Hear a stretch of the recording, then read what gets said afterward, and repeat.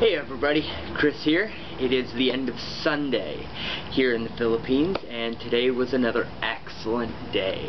I started out this morning by going to Mass with a couple of the virtual assistants here, and got to see what that was all about. I wasn't able to get any pictures of it because me being so used to my iPhone, I'm used to just plugging things in and thinking that they're charging, when with my new camera I actually have to take the battery out, plug it into the wall to get charged. So don't have any pictures of church, but I was able to get a bunch of photos of what we did after church. But the church service itself was really interesting. Roughly 80% of the population here in the Philippines is Roman Catholic, and church was packed and very, very busy. There was probably 700 people in the congregation.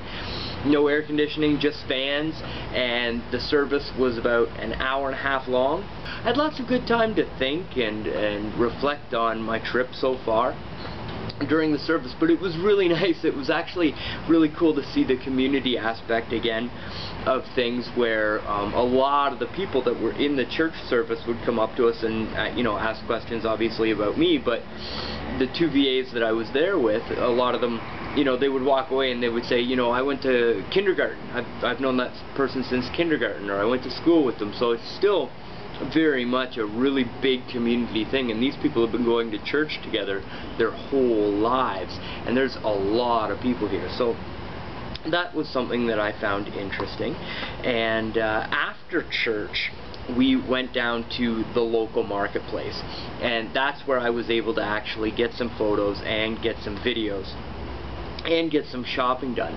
So at the local market there was all kinds of, any type of seafood that you can think of, it was there. There was squids, there was fish, there was eels, there was all kinds of the stuff live right in these bins full of water with all the different vendors, and there was hundreds and hundreds of booths selling everything. Clothes, any type of grains, fruits, fish. It was really, really interesting. So I got a bunch of photos that I'm going to set up. But the most interesting thing for me in the whole bazaar of the entire thing was the electronics. There was an electronics section kind of in the back corner of the marketplace, where they had all the different electronic vendors, and I figured out how to actually get cheap electronics here. And wow, that was a really big bug that just got zapped. Thank you, Zapper. So anyways, went to the electronics department, and I found out that you can get really cheap electronics if you buy the fake ones. So this is what looks like an iPhone 3GS. They had the iPhone 4, but the cracks aren't really 100% yet, so they were pretty buggy, so I didn't get one. I paid roughly, well, after the currency conversion, roughly, I believe, $60 for this thing. And it is fully functional, fully operational. It's got a camera on the front with a flash. It's got a camera on the back with a flash, both which shoot full video, the same capability as the iPhone.